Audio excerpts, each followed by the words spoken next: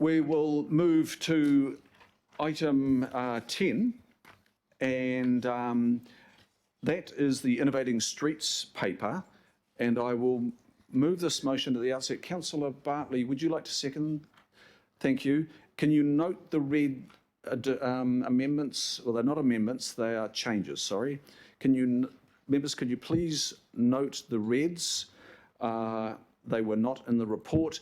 There's been a lot of discussion just in the last 24 hours between NZTA, who are the primary funders at 90%. You don't get a better deal than that. Well, you do, it's 100%. And discussions with Auckland Transport and the authors of this report and our Director of Strategy.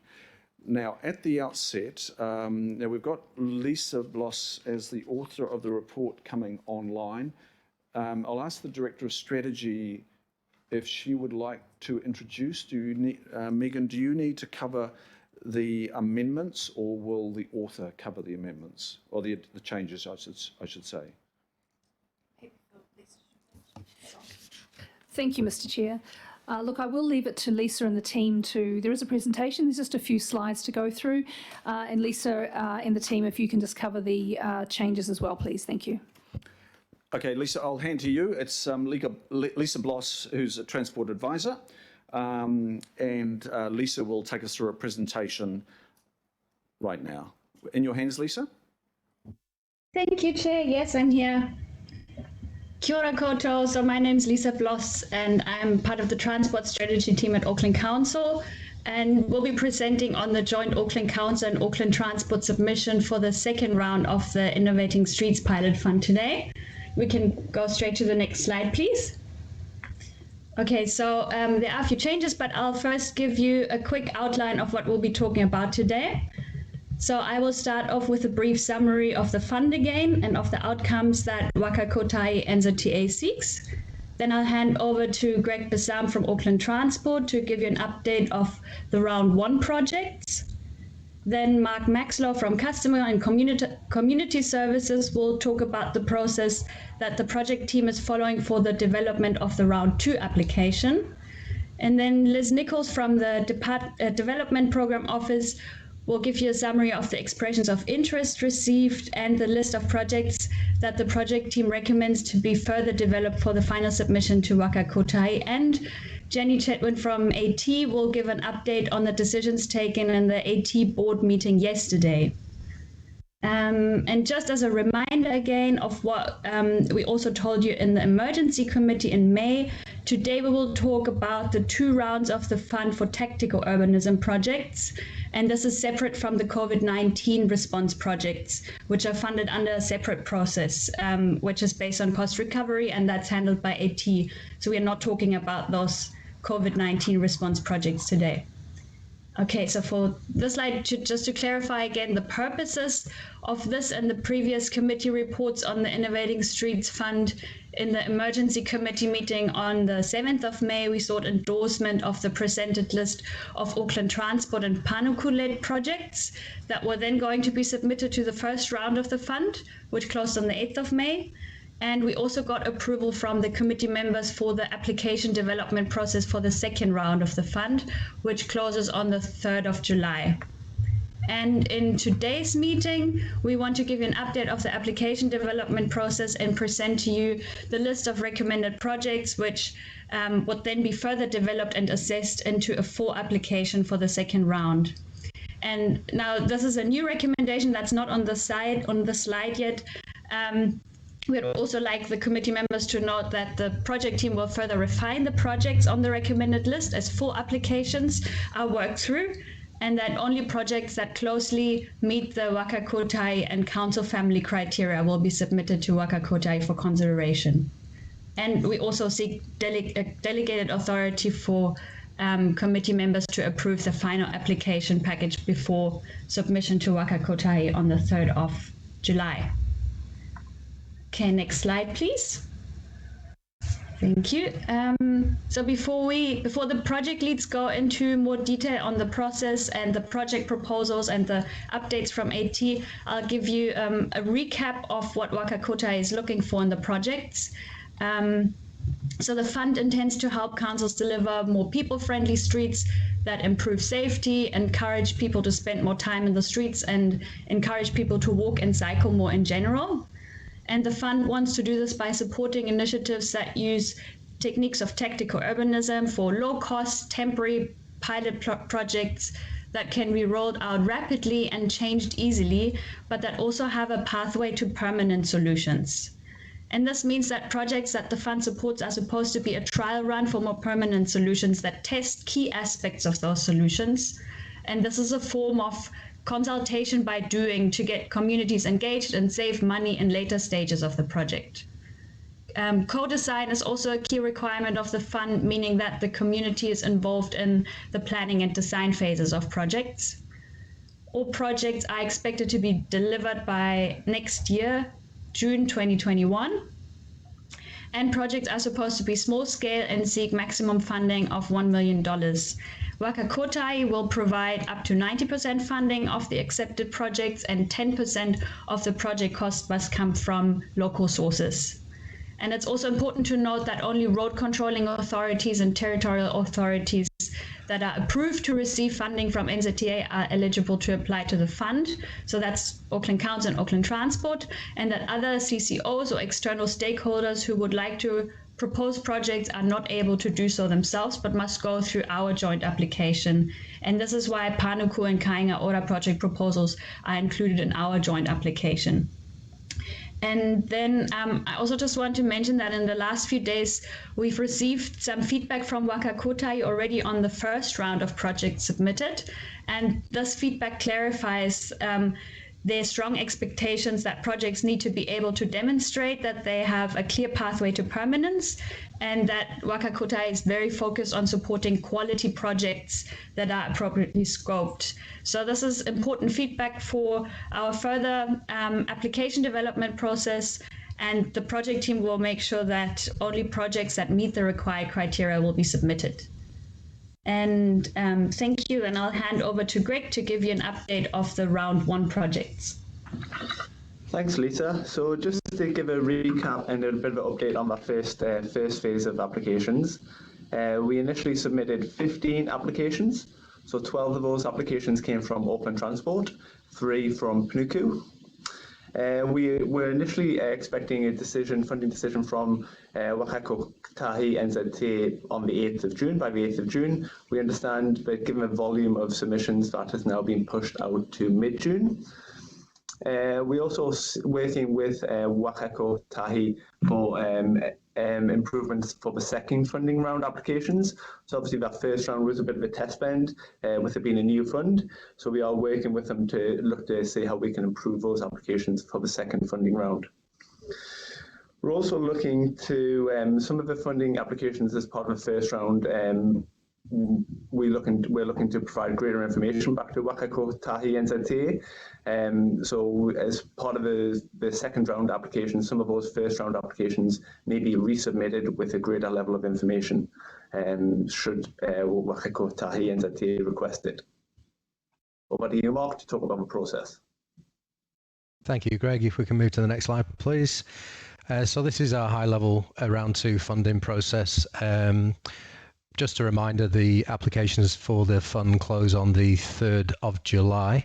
Going back to the 7th of May emergency committee meeting, the project was initiated for round 2, which is essentially a cross-council Auckland Transport Panuku project. And at the early stage in the development phase, expressions of interest have been sought from various different areas. Each local board has been invited to submit 1 expression of interest, and also colleagues from across Auckland Council, Panuku and Auckland Transport produced expressions of interest for consideration as part of the process. Should mention also that Kainga Ora have participated in the process as well. As an entity, they're not actually eligible to apply directly to Waka Kotai. Staff have also engaged with the Kaitiaki Forum, and ongoing engagement with Mana Whenua is planned for the next stages and into the stage following successful approval of any applications from Waka Kotai. all local boards, ward councillors and Kaitiaki Forum were invited to provide feedback on the expressions of interest and ranking as well. And that has been collated, and on the 2nd of June, members of cross-council Auckland Transport Panuku assessment team carried out an indicative assessment process for expressions of interest to be considered at the planning committee meeting today. Yesterday, the Auckland Transport Board met, and as been mentioned, one of my colleagues will be talking to that later on in the presentation. And subject to planning committee approval today, expressions of interest will be developed up in line with final resolutions for submission to Waka Kotahi in line with that 3rd of July deadline. I'll hand over to Liz. Thank you. So the expressions of interest that we received through had a very wide geographical spread and were quite representative across the region, which was great. The key outcomes that the EOIs were seeking to achieve were around safer streets for pedestrians and cyclists, targeted traffic reduction, pedestrian safety around schools, reallocation of street space to people, and wayfinding. So many of those themes are consistent with the criteria set by Waka Kotahi. Next slide, please. The assessment day was intended to be a panel process where we worked through all of the EOIs that were submitted, and the idea was to have a look at what was submitted, and based on the information in the EOI, which was just a light touch initial expression of interest, to rank those EOIs according to their alignment with the criteria. So the result of that ranking day, and it's just an initial indication, is that 17 applications were ranked highly, 15 were ranked medium, and 13 were ranked low, and 2 were not recommended as they did not meet the criteria clearly enough. So we do intend that in the next stage of the application process, some of those projects may drop away, and some of them would have a higher likelihood of achieving a high alignment with most criteria as well. I'm just going to hand over to Jenny now to talk through some of the discussions that AT have been having.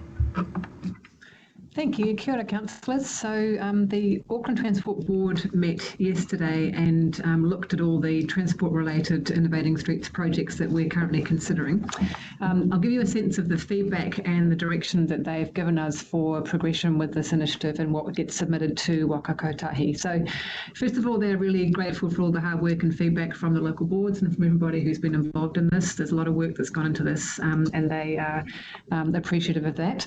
The second point they made was they re-emphasised the importance of submitting projects from a transport perspective to Waka Kotahi that meet Waka Kotahi's criteria and conditions.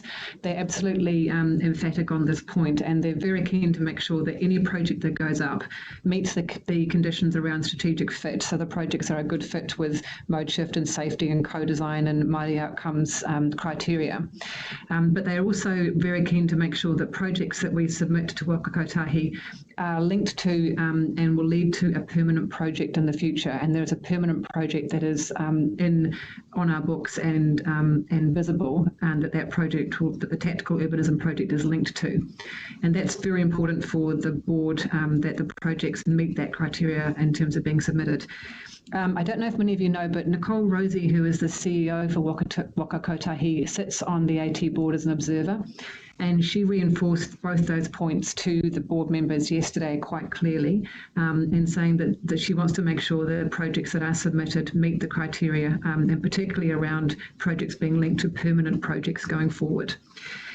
Last night, I also received from Waka Kotahi some further reinforcement of these points, basically in reflection of our round one applications, and they've reinforced the fact that the applications do need to meet the criteria on both sides.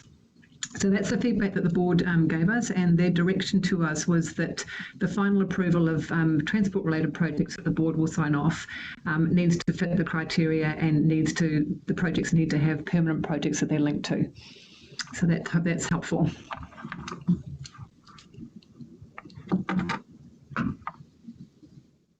Hand you back to Liz. With you, Lisa. Lisa, sorry. Thank you, Jenny. Lisa, are you with us?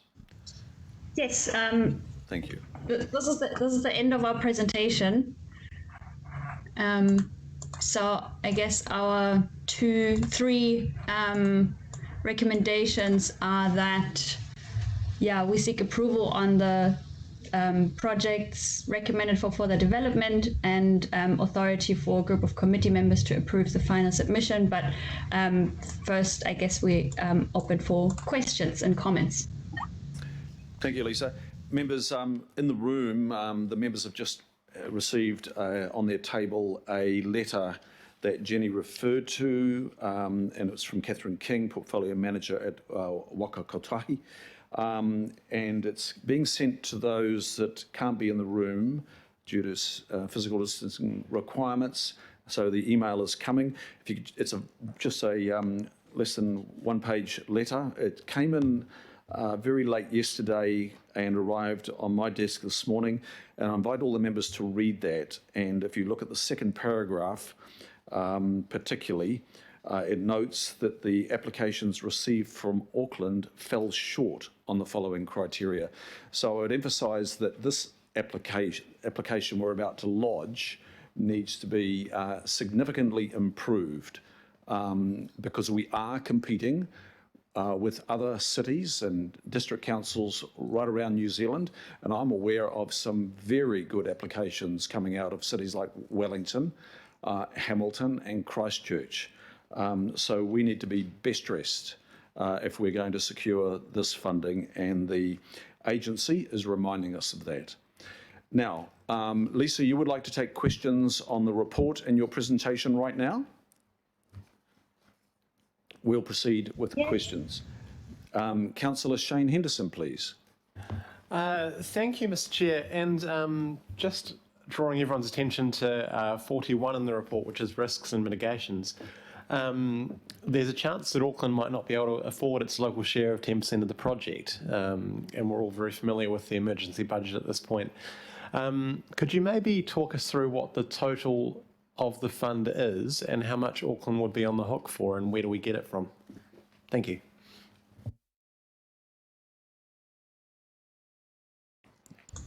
Lisa, have you heard that question? Can you reply to that? I have. Thank you. Mark and Liz, are you able to answer that question? Hi Lisa, I might be able to answer that question. In terms of the fund itself, obviously initially it was communicated to be a $7 million fund. That's been changed, and there were press articles saying it was potentially up to 100 million. Obviously that kind of got reined back, and we understand from Waka Kotahi that the fund is now in the region of around 20 million. So that's the kind of ballpark figure that Waka Kotahi have announced for the fund, around about 20 million. I think Councillor Henderson, his line of inquiry was related more to the 10%. Am I correct, Councillor Henderson? So there's, Councillor Henderson is referencing para 41 of your report, where you do point out that subject to the emergency budget being confirmed, we are gathering that 10% could be at risk. Is that the question, Councillor Henderson? Yeah, and I suppose to elaborate, if the fund is 20 million, as a ballpark figure, we're the largest city by far in New Zealand. We should accept something like half of that would be conservative for me, which means we would need to find $1 million, and I don't know where we're going to find that $1 million.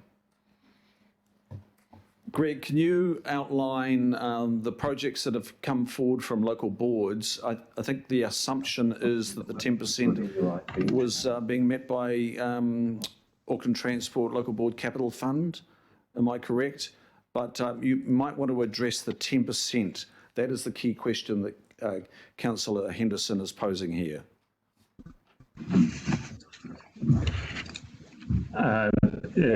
Thank you. Councillor Hamish Funn here from Auckland Transport. I'll look to speak to that.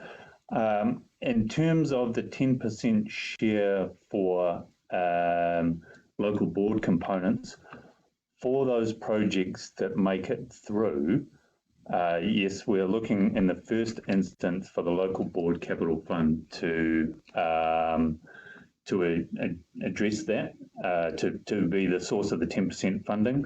However, we're very well aware that that capital fund is under an enormous pressure given the likely changes to the budget. And so the discussion at our executive at this point is that we would seek to find that from other sources for those local board projects that make it through. Clearly, that's something that would need to be examined in a little bit more detail as we go through the specific assessment process, but AT is very keen to support the local board proposals as much as we can, and those ones that will meet the criteria. So if there isn't anything from the capital share, then we can potentially investigate other sources. And through you, Mr. Chair, that emphasises your point around putting up the best dressed projects possible that meet all the criteria, so we really get the best bang for buck if we are going to get funding from Waka Kotahi. Thank you, Hamish, and thank you, Jenny. Sorry, Mr. I'll go to Councillor Henderson again, supplementary. Sorry, just a very small supplementary. Thanks for your indulgence.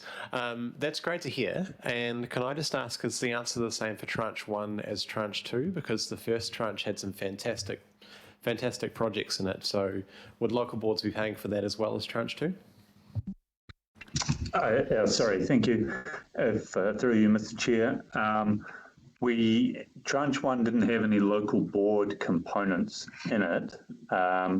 So for that, we are looking to fund the 10% out of existing project budgets. Now we'll need to do a little reconfirmation that funding still exists, but that's the intention there. And clearly, given the large FAR that is available from the NZTA, we'll be very much looking to support successful applications. Thank you, Hamish, for the reply, and thank you, Councillor Shane Henderson, for that line of inquiry. Councillor Angela Dalton, please. Thank you, Chair. And my question was the same as Councillor Henderson's, and I still have some concerns there. It's still a bit vague. I mean, you don't want to look a gift horse in the mouth when you're getting 90% return on, putting 10% in. But given where we are and the projects, I mean, I would be supporting projects that have a positive impact on death and serious injury as a priority, given what we can see has been reduced through Auckland Transport in terms of delivery. So that would be a priority, but I do have questions around how local boards are going to fund these, if this is to come out of the 2021 budget. A question for Auckland Transport, in your memo, points 2021, you make reference to delegations down to local boards. You're going to delegate. And I just want to get some clarity from you as to what that means. What type of delegation would they be expecting to take on from Auckland Transport for these projects? Thank you, Councillor. It's Jenny here. I think we need to work the detail of that out. The idea here is to give the local boards where we do submit projects that come from local boards to have as much autonomy and as much ability to work with the co-design process as possible and with their communities. We still want to work out what that would actually look like and how some of those delegations would work, but we're thinking about it as a principle of autonomy and how we can enable you and work with you better. Just to follow up, Chair, a lot of thought does need to go into that because the practicality is quite different, of course, and we're heading into an even more restricted time in terms of support for local boards. as well as the budget that might not be there. So, I mean, in principle, you've heard what projects that I would be really keen to support, but have the same concerns as Councillor Henderson as to how we take them forward. Thank you, Councillor Dalton. I think those views are echoed right around our table, and thanks for that contribution. Councillor Desley Simpson, please. Thanks, Mr. Chair. Can you hear me clearly? We can. Oh, great. Look, I'm a third concern, and I just wondered, my question is really to you, Mr. Chair, and your seconder, whether there should be a D noting that the council contribution, the 10% council contribution is yet to be identified. Look, I'm reading that Paul has said that the Panuku projects are funded from existing Panuku programs, but I'm just thinking about the transport budget. You and I, everyone knows that they're kind of 200 million down on what they in the draft, what they asked for and what the draft budget says. And look, I absolutely support these projects totally, but we haven't identified that 10%, and I think we just need to note it for the record that isn't confirmed. Would you be willing to accept that? Thanks. Look, that's a good point. I'm just having a discussion with the Director of Strategy right now, just as you were finishing on that point. And can I come back to you, Councillor Simpson? I'd be happy for you to come back, yes. That is, I'll give you a reply. And I just think it should be noted, Mr. Chair, that's all, in some way. And I'm happy to look at how that should be noted, but it would be wrong of us, I think, to approve and, approve when we don't know how we would fund our section. So I'm happy to leave it with you in the short term until a decision is, until we vote on this. Yes, look, I appreciate that. Just considering that right now and the whether we need to have those words there, but I will also probably come back to either Jenny Chatwin, the Executive General Manager at Auckland Transport, or Hamish to address that again. I think Hamish did cover it in part, but let me go to the next question right now, Councillor Simpson, but I'm not forgetting yours, okay? Councillor Papaku.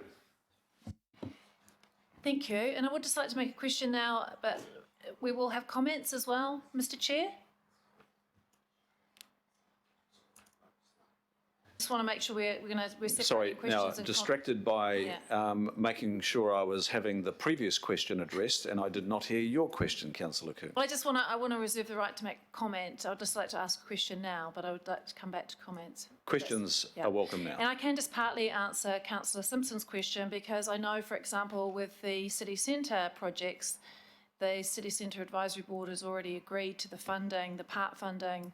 I know that was in round one, and there's lots of different ways that things have already been decided on funding, so it's not actually correct to say that we note that funding hasn't been identified, because each project is different, and we know, say, for example, Panuku have identified their funding, local boards know what they've got in their CapEx budgets that are surplus. So if there is going to be a note, I think we have to be very careful about the wording.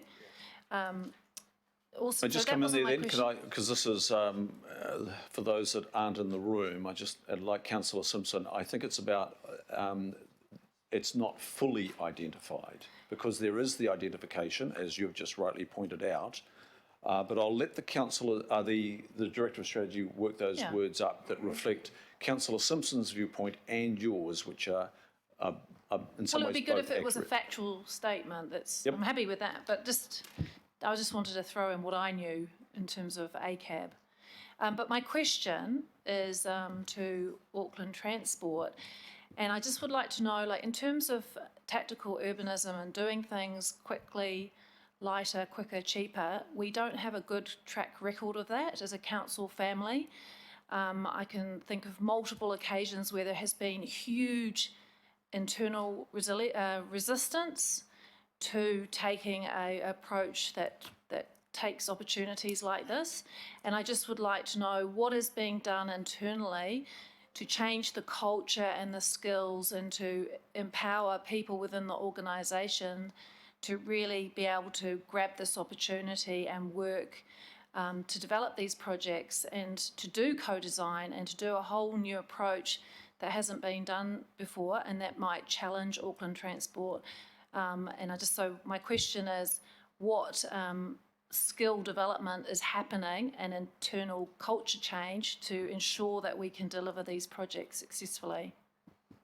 Jenny, is that one for you? Sure, thank you. Through you, Mr. Chair. Thanks, Pippa. I think you're absolutely right to point out that this is quite a different way of working and quite a different approach. And I had this exact conversation with NZTA last night, and to their credit, they are learning as well in terms of their approach and how this all works together. And they have a huge expectation that we will be agile, that we will co-design, we will work together. I can't give you specifics right now, Pippa, as to what we've got internally in terms of programs to help us get there, but it's something that's very firmly on Shane and the ELT's mind about how we enable AT to do this differently and do this better. So I think I just have to give you some confidence that we are committed to it, and I watch this space. Thank you, Jenny. Councillor John Watson. Thanks, Mr. Chair. I just wanted to check that my reading of point 13 in the memo that came out with respect of this item, and also probably a recommendation B up there, is correct, and that is a process from here on in. So we've got this big list of projects, and the project team's going to work with respective project leads on trying to improve the alignment with the criteria. Now, did I hear correctly that that's going to involve direct engagement with the local boards? Because I think of an instance with one of the local boards in my area where they've put forward a proposal. It comes up as low in this recommendation in terms of a cycleway walkway on the western end of Otea Valley Road, but there is some dispute over the information, how accurate the original feedback material was. The board has a very pragmatic view, which would seem to align very well with this latest memo we've got in terms of what it could lead to. So my question at the end of all that, is this subsequent process going to involve that level of engagement with the people in the local board so that we have an agreement over what's being proposed, what the response back has been, and how it might be better refined then, to have a chance with NZTA when it goes through?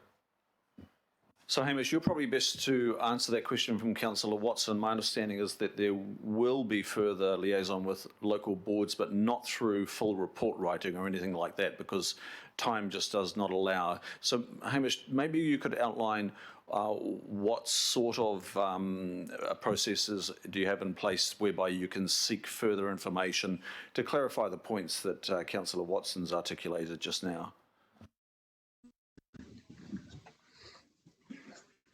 Sorry, Greg. Yeah, I might be best placed to answer that one.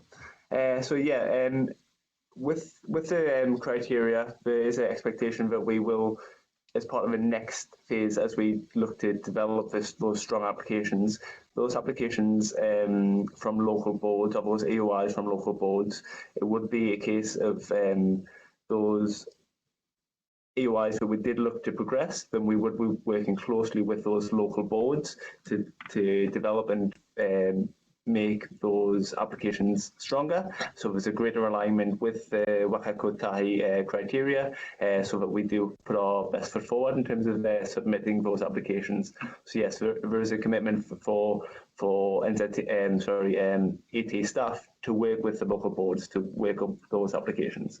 Yeah. So I just want to clarify there. I know what the time frame here is, and it's pretty tight. And I know that boards have meetings and workshops. This would be more of an informal process, though, would it not, Greg? You would not be writing reports for workshops or board meetings. It would be an informal process to seek further information and clarifications, etc. Yes, that's correct. So yes, given the timings, it would be more of an agile communication process. So it would be more informal, as you say, rather than going back officially and writing boards, just because of the timings associated with that. We haven't got the luxury of time with this one, unfortunately. And through you, Mr. Chair, if I might just add, given the tight timeframes, it is important that we do that work only on those projects that are going to meet Waka Kotahi's criteria. So I can't emphasise enough the links to permanent projects is going to be critical to understand, and only progressing applications for projects that can demonstrate that. Thank you, Jenny, and thank you, Greg. And Councillor John Watson has a supplementary. So thank you, Mr. Chair. Just a quick follow-up to that. So my reading of that then, that process just outlined there is not going to apply to all the 47 EOEs received. It's just going to be the ones that are being passed this test. So that really doesn't deal with my issue that there is, in this particular instance, and maybe I have to take it offline, contention over what the reply back was in terms of details from AT, because under this proposal, some of them could be gone and that opportunity is lost, Mr. Chair. They don't even have a chance to come back and dispute some of these statements that have been made. Yes, and that's where this letter from NZTO Kotahi is important, because they're saying we must abide by the criteria. But let's get anything that you have concern for or more information through your advisor. I'm sure Lisa and Greg will address your questions. Thank you. Councillor Richard Hills, please, a question. Do you mind if I just have a quick comment, Chair? I think my questions have been answered. Yes, please. And so I think I'm echoing a little bit there. I just want to say we need to push forward with this. We definitely need to push forward. And if we look like we don't want this and we're unsure about it, I'm sure others will get the benefits that we don't. There is a serious concern out there that we are being derelict of duty by our safety, cycling and walking budgets being slashed. I understand, we all understand the financial implications we are facing, but what it looks like to many people is that we are putting lives in danger due to these cuts, because large roading projects and other projects have been favoured or were underway long before cycleways, safety projects and walkways, footpaths were contracted. So this is one way, and I think we have to, and Auckland Transport has to, and others have to, in the next couple weeks, try and reprioritise things for that July budget to ensure that we get some more safety, some more cycling, some more walking projects done all over the world due to COVID. Cities and countries are changing the way that they do things for COVID reasons, for social distancing, but also because our communities have in huge numbers turned to walking and cycling, and we need these safety projects already. So if we can use this opportunity to put a tiny amount of budget and get huge, like 90% funding, but a lot of projects across our city that have been put forward and have been really well thought out, it would be a tiny step forward for all those people who are shocked to see what is in our budget. So we need to push forward, and we all need to figure out how to find the small budget. Otherwise, it's dire. I don't know if people have realised how dire our budget is for safety and walking and cycling, and how many deaths and serious injuries that our decision making, unfortunately due to COVID and the revenue loss, will make. But we need to find this budget, but also for the climate. If you read the climate impact statement, this may be one of the only chances this year that we really get on top of and move our transport and community projects to really attack our emissions or give people opportunities. So I'm very supportive of this, and I don't think we should be looking shy about it. And if we lose that 90% funding and all these projects on top of what we're having to cut from our budget, I think that would be truly sad for a city like ours, when all over the world we see significant change happening in cities around. Some cities have been doing over 100 kilometres of new cycleways and things like that. So I think this is exciting, but we all need to work out in the next couple of weeks how we find this budget and not make it look like we can't. Thank you, Councillor Hills. And Councillor Bailey, I think you're the last one with a question or a comment. Okay, thank you. We'll go back to, sorry, there's comments also coming from Councillor Kuhn. Thank you, Mr. Chair. I think this is awesome. It's just so good to see the projects that have come out of our local boards with their connections with communities. And it's no surprise that the Tranche 1 wasn't looked on so favourably by Waka Kotahi, but this lot of projects should do really well. I'm hoping that it won't be stalled by the issues raised with D in regards to the 10% funding. So my question is, from what I saw on the application forms, local boards were asked if they would offer up 10% from their transport funds. So is that D in relation to the applications where nothing was offered up? And is there a tally somewhere of the 10% that we can't find anywhere? Thanks. Thank you, Councillor Bartley. Now, I might go to Councillor Coombe. Do you have a comment to add? You were... Oh, sorry. This is the distraction here. Yeah, and my apology to you. Can you just repeat the end of that question, please? Okay, I'll just go with the end of the question. Are we tallying up those applications that have indicated that they will not be providing 10% from their transport capital funds? Now, who is best to answer that? Is that with you, Hamish? Yes, so I'll just jump in there. Through you, Mr. Chair. At this point, there isn't a tally because we're still working through those projects that will meet the criteria to go forward. But as I said earlier, the view is that the first port of call we're looking to will be the Local Board Transport Fund. But given the implications there and the level of commitment that Auckland Transport is keen to show to these local board projects, the ones that do meet the criteria, then we will look to find budget from other areas to support this if necessary. So I'm not sure that the availability of local board funding is a big issue. We still do need to work through that, but we've got an intention to find a way through. Through the chair, could I just add something to Hamish's comments there around the Auckland Council projects? So as part of the EOI process, we did ask applicants to provide an assurance that a 10% budget was able to be found from within their department.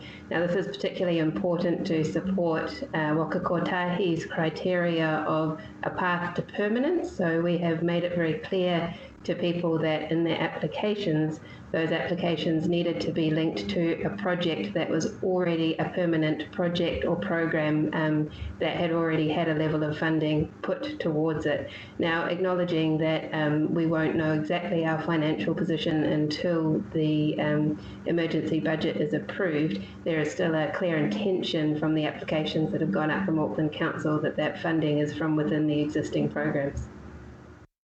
Okay, thank you. And I think that was Liz Nichols? Yes. Thank you. Okay, so they're all the questions that have been posed. Now, Councillor Coombe, you had a comment?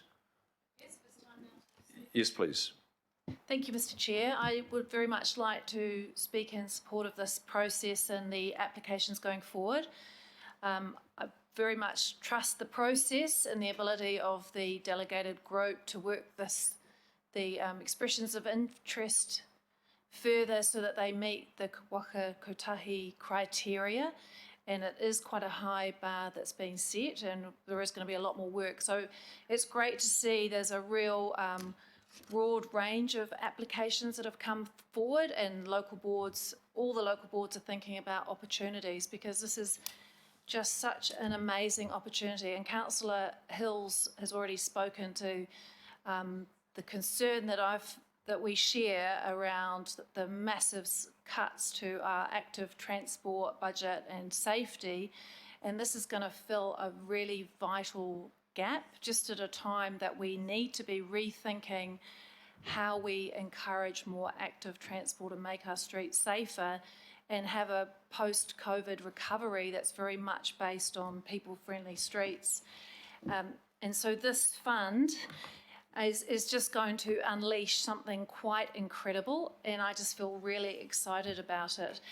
And particularly the fact that the cap has been taken off. So Auckland Council, the family, has this amazing opportunity to tap in to quite extensive funding at a real vital time that we need it.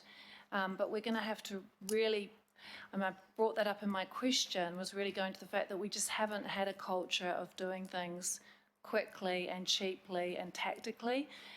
So it's great to hear today that there's a real commitment to take forward these projects. I don't think there's a lot of benefit from councillors getting down and dirty in them, but obviously we all bring to these projects a whole lot of different knowledge and experience and things that we've been trying to make happen in our ward areas, and going back to many of us being on local boards. And I did just want to highlight two examples of where tactical urbanism can really make a difference. And on High Street, we've had years and years and years and years about fighting about how we could do things differently on High Street, and massive resistance, quite rightly, from why did we need to dig up the street and kind of start again on a street that was only put down less than 25 years ago. But we've managed to do something now using built-out paved footpath that has really shown how we can transform the street very, very cheaply, and it was done through a co-design process. It was done very differently. It brought everyone along. There's still been some pain, but what we've been able to show is that we can do things using cheaper materials that really can have a massive impact, and that arrived just in time for when we need social distancing, and it's looking fantastic. But right going back through the history of Auckland Council, there was massive resistance to using tactical urbanism. People thought it couldn't look good enough and it would look cheap and tacky, but that really shows how it doesn't have to be. It can be high quality. And another example I just wanted to mention was Ponsonby Road, and I'm really delighted to see Ponsonby Road in here, because if it hadn't been for the emergency measures and Auckland Transport moving fast on doing emergency measures during Alert Level 3, there wouldn't be such great support for that project going forward, because having the emergency measures let the business associations see what could be achieved by providing more space for people, and that if we had extra space, a cruise lane, space for active transport for people skating, jogging, whatever, it brought more people to the town centre. So this is a great opportunity for economic development. And I acknowledge that that emergency measure project wasn't done perfectly. It was really quick turnaround, and it was an example of a really quick trial, but it gave us the opportunity of lifting the lid on what was possible. And so to be able to take it forward with this fund and quite a significant budget, and if we can do it in a way that meets the criteria of a pathway to permanence, we're going to absolutely transform a road that desperately needs to move from being a car sewer into being a destination and a place for people that's really super friendly. And it's going to be great for the local businesses and the community and the residents if we can do it right. And so this is where this fund is going to really make a transformational difference. And if it doesn't, we can remove it, and we haven't wasted a whole lot of money, which I think is quite rightly, particularly now with our budget being so tight. No one wants us to be spending, Ponsonby Road would cost us 50 million if we were going to do it properly. But this fund, and as Chair Darby said, almost like 90% covering the cost, is just massive to be able to tap into that, and we do not want to miss this opportunity. So I hope that Councillor Henderson's right, that we could look at, we should be aiming for a good chunk of funding from Waka Kotahi, and the opportunities there for us to see. So thank you to everyone who's bringing these, done all the work to bring forward these expressions of interest, and I really hope that we can come up with a really robust, strong package that will get funding. So thank you. Kia ora. Thank you, Councillor Papacoom. Now, Councillor Desley Simpson. Desley, can you see the D on the screen before you? Thank you. Yeah, I've just had to move you out of the way. Sorry, it's just the format when you're not in the room. Sorry. Look, I'm not going to speak to the process or the projects. That's been covered. So I'm not one to sort of go on about. But I think D is very important, and I'm very happy with D. I wouldn't be true to myself as the finance chair if that wasn't the case. Look, we do not know what the 2021 budget is going to look like exactly for our CCOs or indeed ourselves. So So the first sentence is really important for me. It's not actually probably, you know, even though Panuku say it is, you know, that's I'm not 100% sure, but I'm happy with the wording that has been put up there, Mr. Chair, and I thank you and the seconder for allowing that to go through. Thank you very much. Thank you, Councillor Simpson, and I now call on Councillor Wayne Walker. Sure, I'm supportive of this. I really just want to pick up on some of the comments that my fellow councillor Pippa Coombe is making. It's pretty clear to me that we need systems change in council. You've earlier referred to the changes we need to make water tanks happening. And frankly, there are good people out there like Boopsy Moran, for example, and there are others. We've had plenty of overseas people over the 3 terms that I've been a councillor come here and tell us how to do it. There are any number of cities that are streets ahead of us in this area. So there's system change required here rather than just some window dressing. And I don't know how we're going to deal with that, but I would suggest to you, Mr. Chair, that it needs to be directive, which was the flavour that we put and all agreed on earlier. And we're not sufficiently directive enough, particularly with Auckland Transport.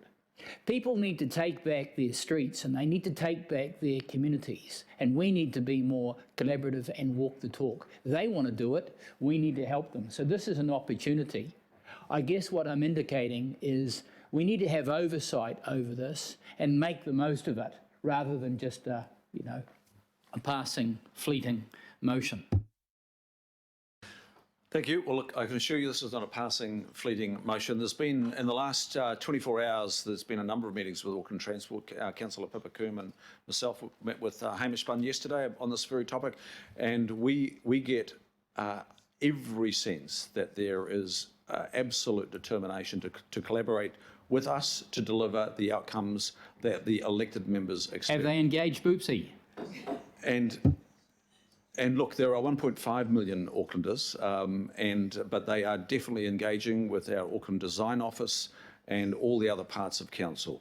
So, look, members, I think we draw this to a close. I think the comments of Councillor Coombe and Councillor Richard Hills outline, you know, the place, the time, and the place that we're in now. There's a huge opportunity here to make our centres different places on the back of COVID, and let's grab this. You don't sneeze at receiving $90,000 for putting up $10,000, but that is still subject to our budget considerations, in part, as Councillor Simpson highlights.